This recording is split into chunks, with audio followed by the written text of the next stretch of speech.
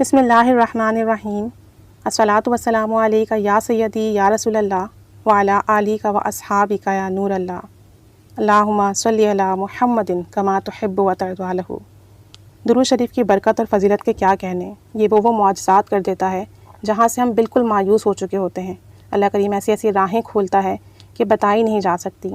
ایک سسٹر ہیں، وہ کہتی ہیں کہ مجھے 8 سال سے اپنی باڈی میں ایک جگہ پین تھا اور میں نے ہر طرح کی دوائی اور علاج کیا، مجھے کہیں سے فرق نہیں پڑا۔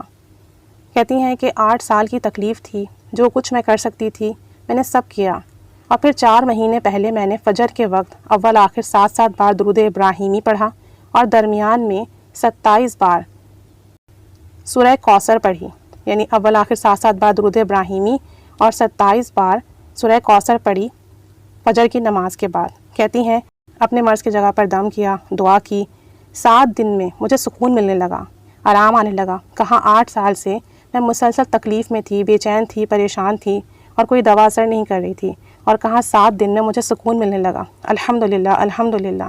میں نے یہ عمل 21 دن کیا، لیکن 7 دن میں ہی جو ہے مجھے فائدہ ہونے لگا۔ 21 دن کی نیت سے کیا تھا، میں نے 21 دن مکمل کیے، اور آج الحمدللہ مجھے کوئی درد نہیں ہے، میں بالکل ٹھیک ہوں۔ جو چیز مجھے میڈیسن سے بھی ٹھیک نہیں ہو رہی تھی، وہ درود ابراہیمی اور سورہ کوثر کی برکت سے ٹھیک ہو گئی۔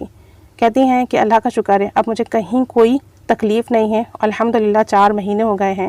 اللہ کریم ہمیشہ انہیں صحتیاب رکھے، ان پر خصوصی نظر کرم فرمائے۔ جو بھی بیماری میں مبتلا تھیں، اللہ تعالیٰ نے جو شفا عطا فرمائی، یہ شفا ان کے لیے تعمر رہے، اور اللہ تعالیٰ تمام بیماروں کو شفا عطا فرمائے۔ تو اگر کوئی شخص بیمار ہے تو بہت ہی آسان عمل ہے کہ فجر کی نماز کے بعد 7 بار درود ابراہیمی اور 27 مرتبہ سورہ کوثر پڑھیں، اپنے مرض کی جگہ پر دم کریں، پانی پر دم کر کے پئیں، اللہ کے حضور دعا کریں۔ اللہ رحمان الرحیم ہے، قادر مطلق ہے، ہر شے پر قادر ہے۔